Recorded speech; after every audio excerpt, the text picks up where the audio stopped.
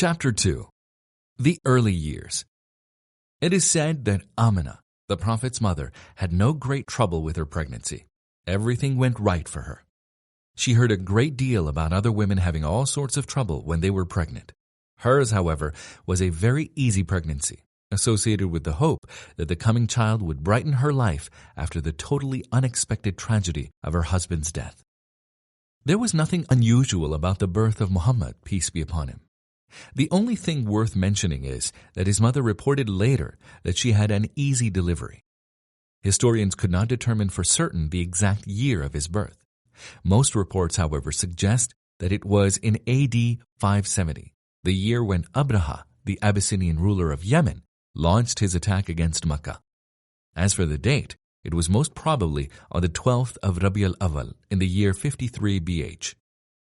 There is nothing particularly significant about determining the exact date of Muhammad's birth, peace be upon him. Whatever celebrations are held nowadays on that date have no Islamic basis.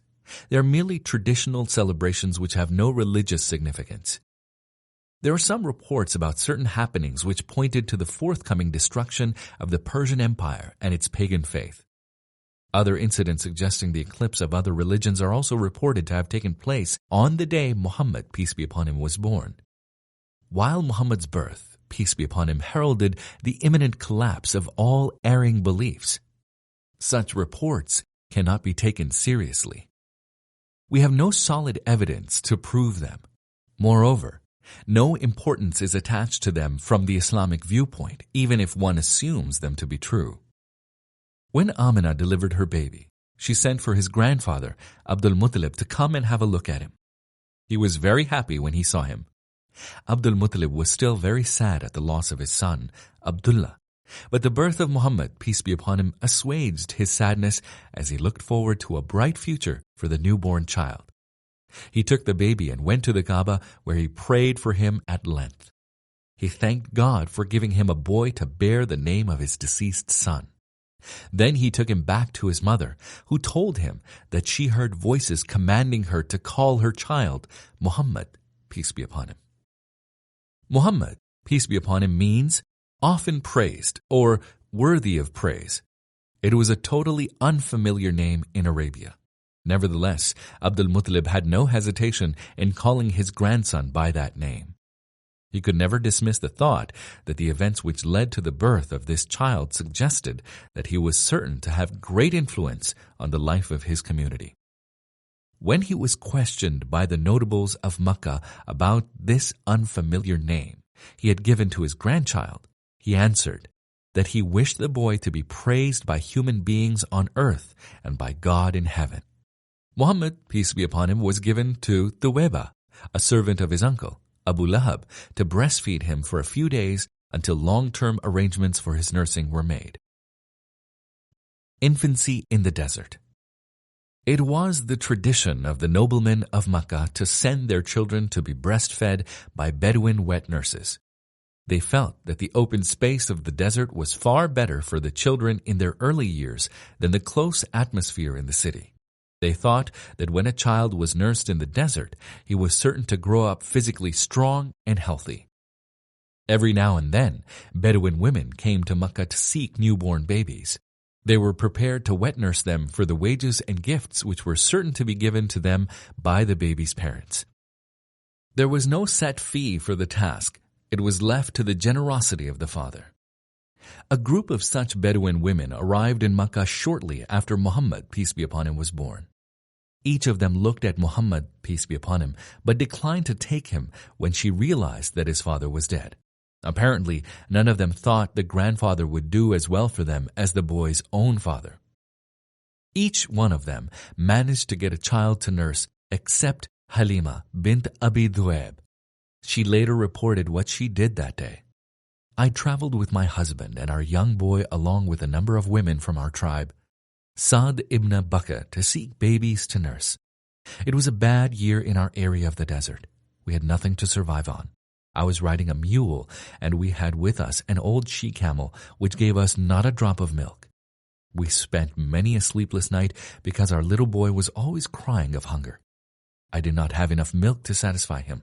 Our camel was hopeless. but we still hoped for rain and better days.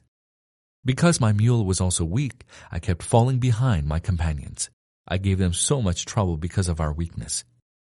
When we arrived in Mecca, every woman of us was offered Muhammad, peace be upon him, to nurse. When she learnt that he was an orphan, she declined. We simply hoped for gifts and presents from the baby's father. Hence, we always replied when we were offered him, "An orphan? What could his mother or grandfather do for us?" Every woman in the party was able to obtain a child to nurse except me.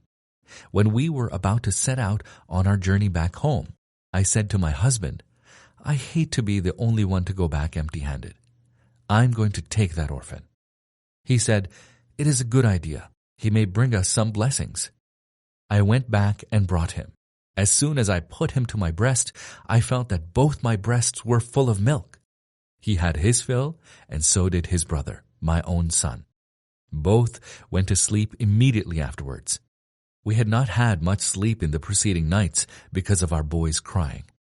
It is also reported that in those days the Prophet always sucked the same breast. He never accepted the other one. It is as if he was made to feel that he had a partner and he left him his share. Halima said, "My husband thought it was worth trying to milk our old camel. He soon discovered that she had full breasts. He milked enough for both of us to have our fill. It was our best night for a long while. My husband said to me in the morning, 'You know, Halima, you have taken a blessed child.' I said, 'I sincerely hope so.'"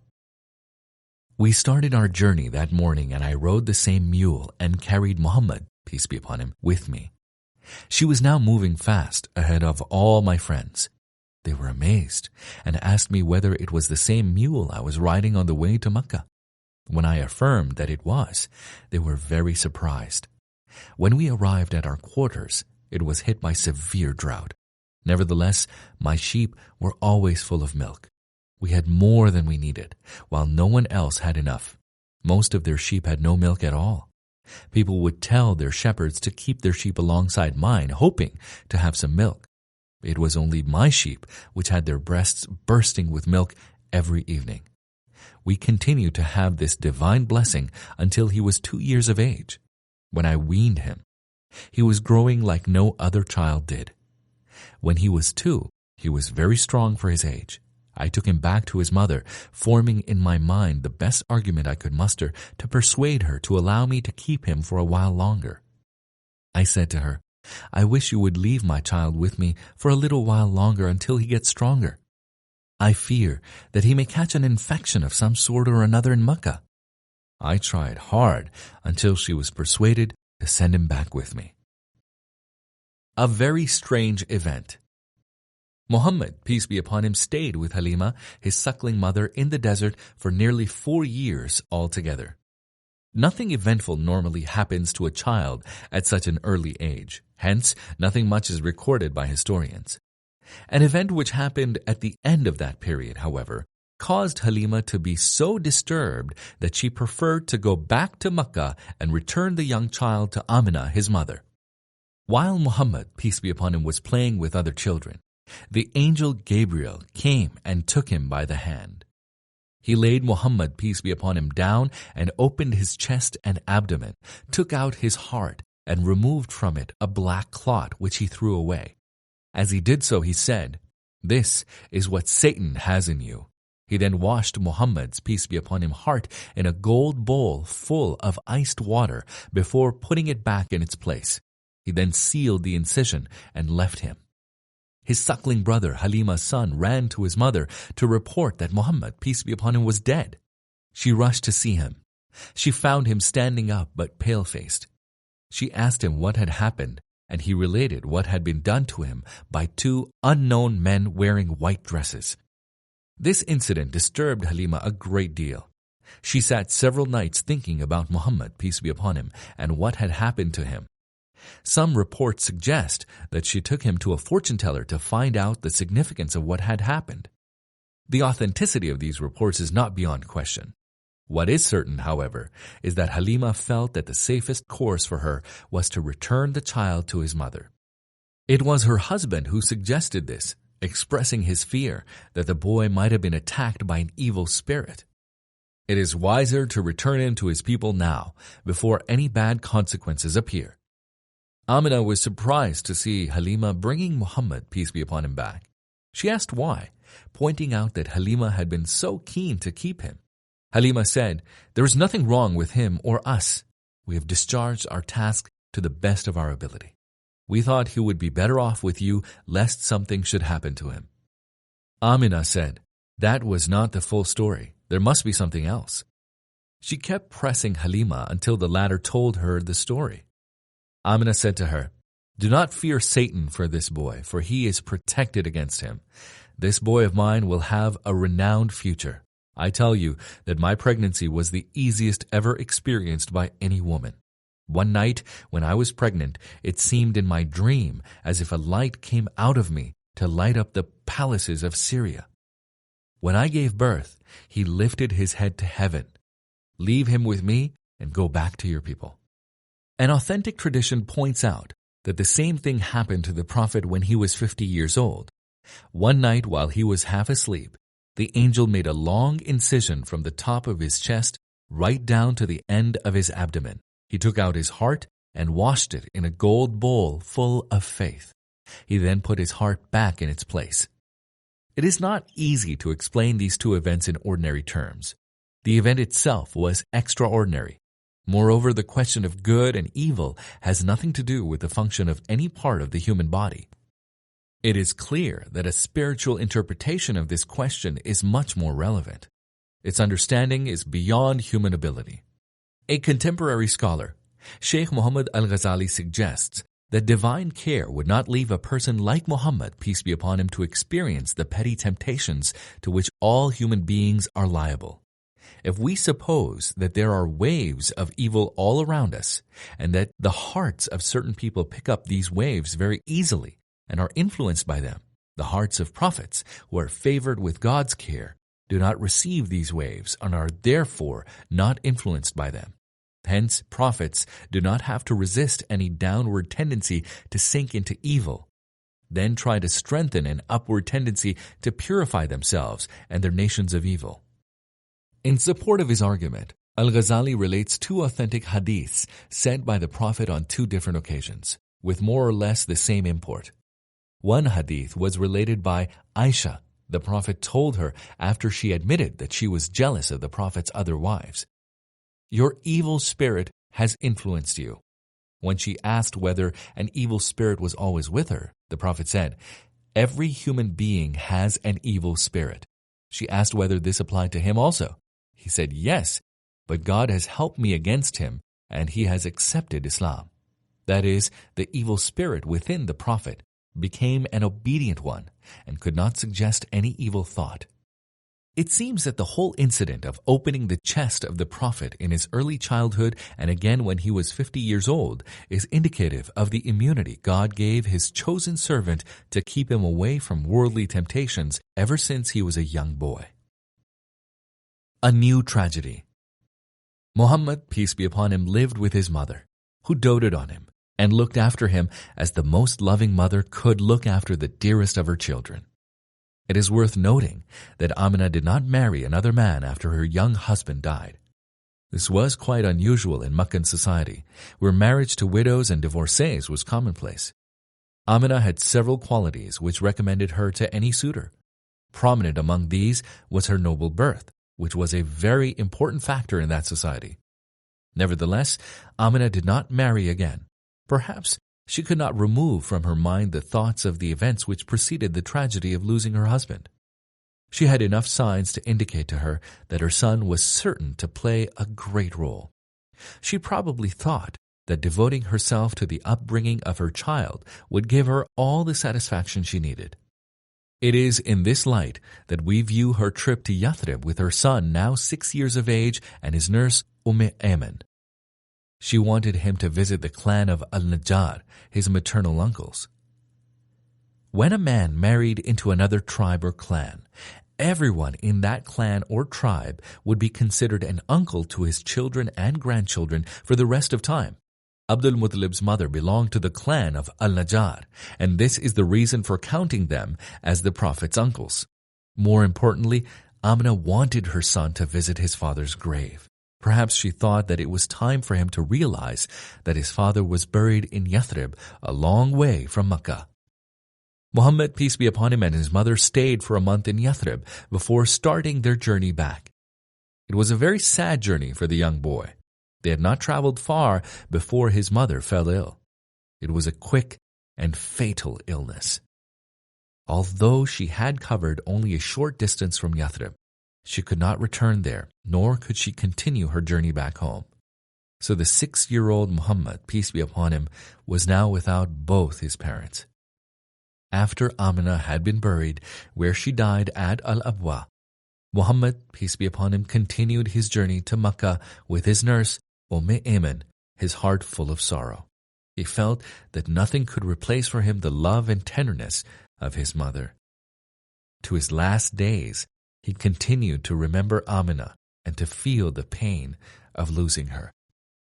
The Prophet continued to show his gratitude to all those women who took care of him in his childhood to the end of his days. He was so grateful to Thuwayba, the first woman to suckle him immediately after he was born. When he conquered Mecca over 60 years later, he asked for her. When he learnt that she had died, he also inquired about her son, whom she was suckling when he himself was born. He wanted to extend his kindness to him, but he was told that he also had died. Halima visited him in Medina. When she arrived, he rose to receive her, shouting, "My mother! My mother!" He showed her all the gratitude of a loving and dutiful son. He was also kind to Al-Shema, Halima's daughter, and his suckling sister. After the Battle of Hunain, in which the tribe of Hawazin was defeated, Al-Shema was taken prisoner by the Muslim soldiers. She made her relationship with the Prophet known to them, so they took her to him. He received her well and extended extra kindness to her before sending her back to her people with honor after giving her the opportunity to stay with him. It was her choice to go back. Ayman continued to be close to the Prophet for the rest of his life. He married her later to Zayd ibn Haritha, the first man to become a Muslim, whom the Prophet loved more than anyone else. She gave birth to Osama, whom the Prophet loved as he loved no child besides his own. After his mother's death, Muhammad, peace be upon him, was in the care of his grandfather Abdul Muttalib. Ayman, a slave girl whose real name was Barakah, continued to look after him. She had belonged to his father, and now she was his own. She loved him dearly, perhaps more so because she was fully aware of the fact that he had lost both his parents before his 6th birthday. Muhammad's, peace be upon him, grandfather indulged him more than was customary in Arabian society, where the emphasis was on strict discipline in the upbringing of young ones. No child was admitted to a room where his father was meeting other men. Yet, Abdul Muttalib, chief of Mecca, allowed his young grandson to sit on his couch when he was in a meeting with Mecca notables. His own children, now all grown up, remained standing, but Muhammad, peace be upon him, was allowed to sit on his grandfather's couch. Muhammad's uncles, peace be upon him, tried to stop him. Abdul Muttalib would tell them not to do so. On one occasion, he told them, "Leave my child alone. He senses that he will one day acquire a kingdom." At another time, he said, "He will certainly have a great future." A transfer of care. Abdul Muttalib realized that his own death would not be long in coming. The future of the orphan child was one of his most immediate concerns. He therefore called in his son, Abu Talib, and asked him specifically to look after Muhammad, peace be upon him, his nephew, when he himself had died. It was good that he did so because Abdul Muttalib died within 2 years of Muhammad coming into his care, peace be upon him. It is said that Abdul Muttalib was 120 when he died, but his grandchild was only 8. Again, death snatched away a loving soul from Muhammad's life, peace be upon him. He was extremely distressed to lose his grandfather. He felt he had lost the man whose kindness to him could not be equaled by any other. He grieved for his loss as only a loving child could grieve when he realized that he would not be seeing his beloved one anymore. Perhaps Abdul Muttalib chose to trust Muhammad, peace be upon him, to the care of Abu Talib because the latter had the same mother as Abdullah, Muhammad's father, peace be upon him. He might also have realized that Abu Talib was the kindest and most caring of his children. This explains why Abu Talib was chosen for this task, despite the fact that he had many children of his own and was a man of little means. Many of Muhammad's other uncles, peace be upon him, were better placed to look after him from a financial point of view. Yet Abdul Muttalib chose Abu Talib, and what an appropriate choice it proved to be. Abu Talib continued to look after Muhammad, peace be upon him, until he became a man. Even then, he continued to show him the loving care a father shows to his adult son. He was never slow in giving him sound advice and guidance. When Muhammad, peace be upon him, started to receive his message and convey it to people, Abu Talib supported him in the face of strong opposition from the Quraysh. He never failed him, even when the pressures were too strong to bear for an old man, as Abu Talib was at that time. There was a relationship of mutual love and respect between uncle and orphan nephew. Indeed, Abu Talib loved Muhammad, peace be upon him, as much as he loved his dearest child, if not more. Again, when he was in the care of his uncle, there were signs that God's blessings were associated with the presence of Muhammad, peace be upon him. While there was no sudden influx of riches into the house of Abu Talib, there always seemed to be enough when Muhammad, peace be upon him, was there. If dinner was served and Muhammad, peace be upon him, was not present, Abu Talib would order his children to wait for him. He had noticed that when Muhammad, peace be upon him, was eating with them, the food seemed plentiful and everybody had his fill. If he was absent, the food seemed not to be sufficient and everybody asked for more. On the whole, Muhammad's childhood, peace be upon him, was very pleasant. He radiated happiness to all around him. Hence, it was not surprising that he was loved dearly by all those close to him. We have several reports of that period in the life of Muhammad, peace be upon him, which suggest that various people recognized him as the future prophet. Many suggest that the people recognizing him tried to get him killed. The first reports speak of Halima taking Muhammad, peace be upon him, to a fortune teller to divine his future. None of these reports, however, attains a sufficient degree of authenticity to make it of any great value. Such things might have happened. Their effect either on the boy himself or on those looking after him was limited indeed. Nor can the story of Muhammad's encounter, peace be upon him, with the Christian monk of the town of Basra in southern Syria be of great importance.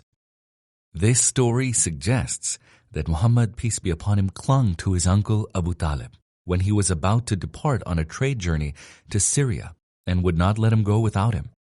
Abu Talib then decided to take his 12-year-old nephew with him. It is said that on their way back home, after finishing their business in Syria, this monk, Bahira, invited the whole caravan to a dinner. This was a marked departure from his past habit. He insisted that everybody in the party should attend.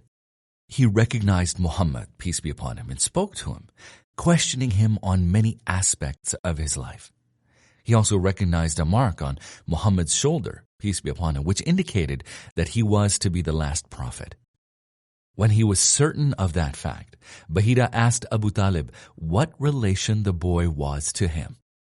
When Abu Talib said that he was his son, as the Arabs considered that an uncle was in the same position as a father, Bahira said, "He is not your son.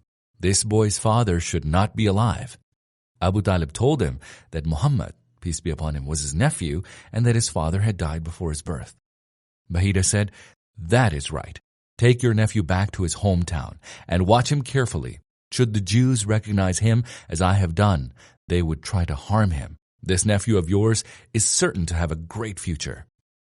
Whatever the truth about this story and the other reports to which we have referred, it is certain that they did not influence Muhammad, peace be upon him, in any way. We have to remember that he was still a child, and he could not have aspired to any distinction as a result of Bahira's discourse. Moreover, It seems that the men who heard Bahira's conversation with Abu Talib did not bother to relate it to other people. The only value of these reports is that they confirm the fact that learned men of other religions were aware of the imminent appearance of a prophet in Arabia. Their knowledge is based on what is definitely contained in their scriptures. Muhammad, peace be upon him, was only 12 when he went on this trip with his uncle Abu Talib. Some reports suggest that he was even younger. Not long after he came back to Mecca, he realized that he had to do something in order to help his poor uncle who had a large family to support. Although from the time of his birth, Muhammad, peace be upon him, brought his blessings to his immediate environment, wherever it happened to be, as clearly related by Halima, his wet nurse, he was not meant to enjoy a life of affluence. There always seemed to be enough for everyone around, but there was little to spare. Muhammad, peace be upon him, himself needed very little. He was content with whatever was available to him, but he always had a keen sense of what was going on around him. His uncle's situation cried out for help, and Muhammad, peace be upon him, was aware of that. First employment. In the Meccan society of that time, there was little a young boy of Muhammad's age, peace be upon him, could do. The life of the whole community depended largely on trade, which thrived through the regular trips to Syria and Yemen. These trips meant that the Meccan trade was essentially what we call nowadays foreign trade, depending on export and import. To be successful in such a field required multifaceted experience, which could not have been acquired by a young boy in his early teens. Moreover, traveling at such a tender age through a difficult terrain like that of Arabia was too much of an adventure for a young boy. There was little or no agriculture in Mecca or the area around it. Few, if any, industrial occupations were available. The Arabs actually looked down upon anyone engaged in such employment. The only occupation worthy of the Arabs of Mecca was trade. Hence, there was nothing Muhammad, peace be upon him, could do to help his uncle except to work as a shepherd. The life of a shepherd is associated with contemplation and patience. A shepherd has long periods of time when there is little for him to do except watch his animals grazing. As he sits alone, his thoughts must inevitably turn to the universe around him. He thinks of its creation and its limitless expanse. He thinks how different varieties of creatures share their lives in a little corner of it, and what lies beyond the realm of human perception. He thinks of the great variety of plants that come from the earth, each with its distinctive characteristics and widely different fruits. Yet, they all come out of the same type of soil and feed on the same water. His thoughts are bound to lead him to think of the great power that controls everything in the universe. A shepherd needs patience, and as he goes about his work, he's bound to develop that quality without which he cannot really tend his sheep. Perhaps it is for these two qualities, along with other less important ones, that God has chosen this type of work for his messengers and prophets. It is well known that Moses and David, peace be upon him, were given prophethood when they were actually engaged in tending sheep. The prophet, peace be upon him, was once asked whether he also tended sheep, and he answered, "Yes, indeed. Every prophet tended sheep at one time or another." When we think carefully about it, we are bound to conclude that prophets who, in the latter part of their lives, look after human beings and shepherd them, receive their early training when they begin their practical life as shepherds. This particular occupation is a form of education. It helps the shepherd to acquire a keen sense of what is around him and develop his ability to attend to detail. He also develops another quality which is essential in his later career, an ability to work consistently towards the achievement of a definite goal set in advance, and to persevere with it until it is achieved.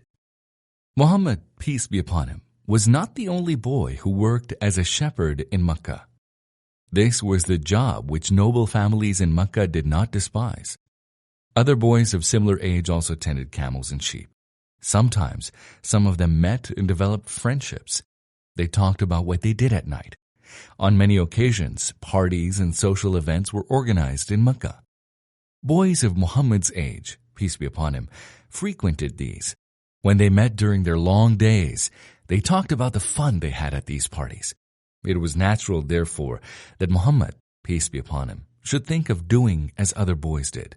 He is quoted by Ali ibn Abi Talib, his cousin, to have said, "I never thought about taking part in what the people who lived in ignorance were organizing in the way of entertainment except on 2 nights.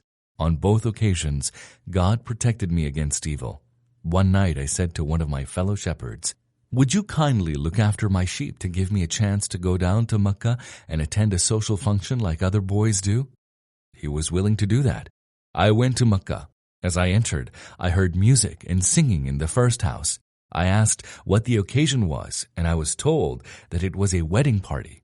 I sat down to look. Soon my head was heavy, and I slept. I was awoken only next morning by the heat of the sun. I went back to my friend and reported to him what had happened. I did it again, and the same thing happened to me. I never again thought or did anything of this sort until God honored me with prophethood." In this way, Muhammad, peace be upon him, was protected by God against indulging in any form of entertainment which was unbecoming of the one who would become the last of his messengers to mankind. Other reports exist which suggest that Muhammad, peace be upon him, was protected against any moral slip from the time when he was a young boy. Certain values introduced by Islam were unheard of in the Meccan society in which he grew up, as indeed they've always been unfamiliar in societies that do not observe a strict moral code. For instance, to appear in the nude in front of people of the same sex is acceptable in most non-Islamic societies. Some communities go even further. In our modern times, the naturist idea has found many supporters, and naturist clubs which promote communal nudity have been established in many places in Europe. This is contrary to the Islamic idea of propriety. In his youth, Muhammad, peace be upon him, was totally unaware of the Islamic values of propriety. Nevertheless, he was made to abide by them. A few years before the beginning of Quranic revelations, the Quraysh decided to repair the building of the Kaaba, which we shall discuss in more detail later on. The Prophet helped in the repair work along with many Meccans. Those who carried the stones and went to and fro took off their lower garments and put them on their shoulders as cushions on which to place the stones. Since the Arabs had no underwear at that time, those who did this were working in the nude. Only Muhammad, peace be upon him, carried the stones with his lower garment on. His uncle, Al-Abbas, who was working with him, suggested to him that he should use his garment to protect his shoulder. When Muhammad did this, he fell to the ground unconscious, peace be upon him. A moment later, he regained consciousness, searched for his garment, and tightened it around his waist. He then resumed work. A very similar report suggests that the same thing happened to him much earlier. The Prophet is quoted to have said that when he was a young boy, he was playing with boys of his own age, carrying stones from one place to another. He said, "We were all undressed. We took our garments and placed them on our shoulders to put the stones on them. I was moving around with the other children when someone I did not see leveled at me a very hard punch. He said, 'Put on your garment.' I wrapped myself with it and made it tight. I continued to carry the stones on my shoulder, but I was the only one wearing my garment." Both reports are clear examples of how essential moral values of undistorted human nature were applied to Muhammad, peace be upon him, even before he became a prophet. This was part of the education he received. Although Muhammad, peace be upon him, was not educated in a formal school or by any particular tutor, he was placed in the thick of many events which gave him a keen sense of the values which needed to be preserved in any morally healthy society. Personal education was also given to him so that he could develop a code of behavior which made all types of frivolity alien to his nature. Such an education is far more effective and longer lasting than any formal schooling. As we shall see in the next chapters, Muhammad's, peace be upon him, understanding of all aspects of life was much more profound than that of any philosopher or man of wisdom.